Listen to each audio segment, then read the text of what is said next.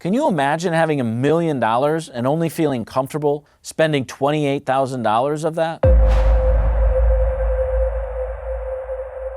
Do you know how much you can spend every month in retirement without having to worry about running out of money? That target income is so important to be able to define, because what happens most often is you don't spend enough in retirement. One of the ways that you're going to need to figure out how much you spend in retirement is figuring out what your current expenses are and figuring out what your current budget is after taxes. And you also need to consider inflation as a part of that. The budget is a very important thing, and in part of the budget you have two things. You have discretionary expenses and you have non-discretionary expenses. And for each and every one of you, that might be a little bit different. Perhaps providing gifts to the kids and grandkids is non-discretionary, or perhaps that one big vacation for you is a non-negotiable. Then you need to slide those over to your discretionary expenses. But we know we need to take care of food, we need to take care of shelter, we need to take care of clothing, we need to take care of healthcare costs. And the thing is, these discretionary expenses are costing more and more each and every year. So figuring out the budget for income in retirement really has become a moving target. Take a second and imagine right now what you need on a monthly basis to pay your bills. Now double that, because in about 15 to 18 years, it's likely your expenses will double in the next 15 to 20 years. Therefore, your income also needs to double in order to match. And how do you structure your investments in order to offset that inflation? Inflation means that each and every year you go along, things are going to cost more. So that same dollar buys less next year. Over a 1-year period, it's not that big of a deal. But over a 10, 15, 20-year retirement, inflation can have a massive impact on your spending power. One of the rules of thumb when it comes to retirement income is the 4% rule. If you're unfamiliar with it, it essentially says if you have $1 million, take 4% of that, and then you should be okay. So off $1 million portfolio, you can only spend $40,000 a year? Unfortunately, Morningstar has produced some studies that say it might even be less, maybe even 2.8%. Can you imagine having $1 million and only feeling comfortable spending $28,000 of that? We believe in different retirement strategies that can allow you to get higher percentage income withdrawals from your retirement assets. Now, whether that's bucket strategies, where we properly structure short-term, mid-term, and long-term assets, or using annuities to provide guaranteed streams of income for life, we can increase your spending power in retirement.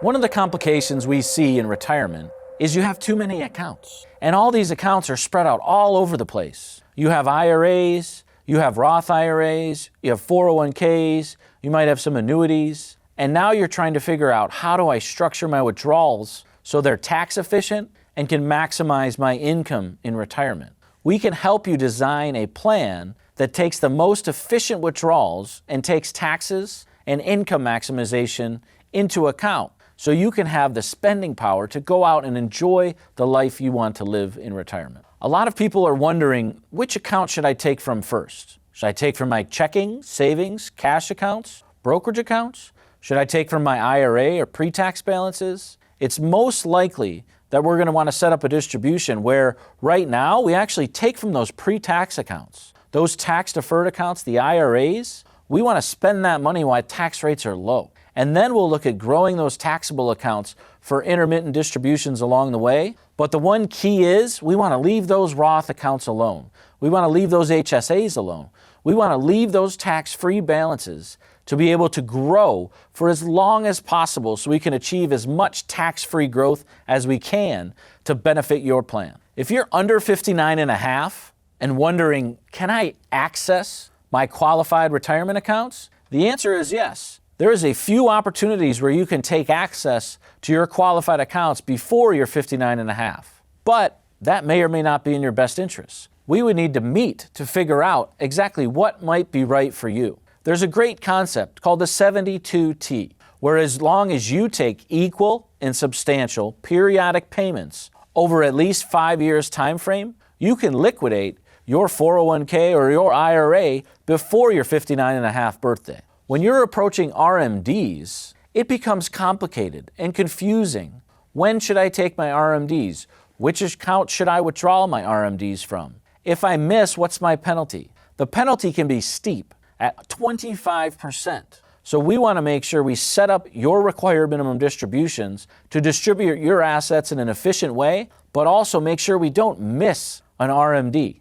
To Roth or Not to Roth is the book that I wrote. And in that book, we address the concept, what a Roth conversion can do for you. There's no future tax on distributions from a Roth IRA. There's no Social Security provisional income tax on distributions from a Roth IRA. There's no Medicare IRMA considerations on distributions from a Roth IRA.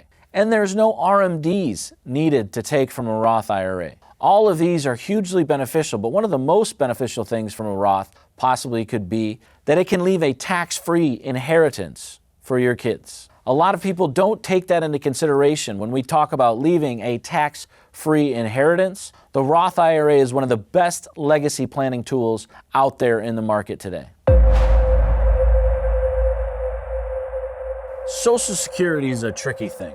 I really need one piece of information in order to tell you exactly when you should take your Social Security, and that's the day you're going to die. Void of that information, we're using all the information we have in order to make the best guess as to when you should take your Social Security. But we need to take into account a few different things. We need to take into account your pre-tax balances. We need to take into account your retirement date. Are you still working? Your current health, your longevity. All of these different areas matter when it comes to exactly when you should take your Social Security benefit. Maximizing Social Security is just one part of the income plan we put together for you at Fundamental Wealth Designs. The earliest you can start Social Security is age 62. And at 65, you can also access your Medicare. At the ripe age of 67, now you've hit full retirement age for sure. The latest benefit you can take is age 70. And there's pros and cons to accessing Social Security at all of these various ages. And we want to make sure we work with you to make sure you take Social Security at the right time for your plan. Taxation of Social Security income is what's called provisional income tax. And it's very confusing. It starts at as little as $24,000 of income and maxes out taxation at only $42,000 of income. This is not a big window where your Social Security is going to get taxed at a federal level. Anywhere from 0 to 85% of your income can be considered taxable income. It's very important to pay close attention to the various levels of provisional income tax to make sure you have the most efficient strategy for your Social Security. There are two types of benefits we want to talk about for married couples. One is the spousal benefit. My wife is a stay-at-home mom, and right now, if we fast forward to retirement, she would receive a spousal benefit off my Social Security. We want to make sure that if that's available to you, you get your spousal benefit so you can maximize your Social Security. Just because she stayed home and had the harder job of raising our children does not mean she shouldn't be due a great Social Security check. Also, if one of us were to pass away, there's a survivor benefit available. Starting at age 60,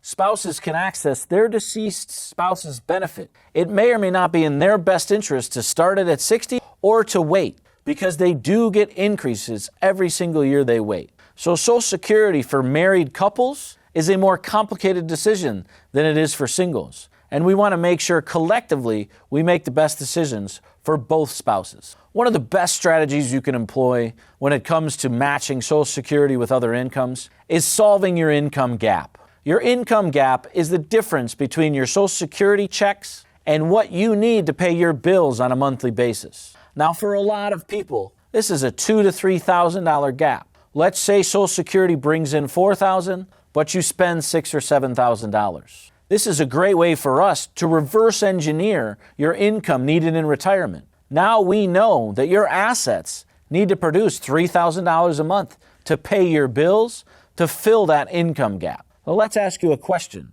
Do you want to hope or know that that income gap is filled for the rest of your life? One of the cases that we came across was really quite sad. This gentleman was already into his mid-70s and was clearly running out of money. He did not have a plan in place to know how much income he could spend in retirement. and he spent too much too fast. But now, in his mid-70s, under $100,000 left in assets, he saw that he is going to run out of money in retirement. And there was nothing he could do at that point to reverse the problems. Don't run into those issues. Don't procrastinate. Don't delay getting a plan together to know and understand exactly how much you can spend with confidence in retirement. Many of the folks that come into our office share common concerns. They're concerned that they're not sure how much money they can spend in income in retirement. They share concerns around how to leave the best legacy they can. They're concerned around taxation and how to mitigate taxes throughout retirement.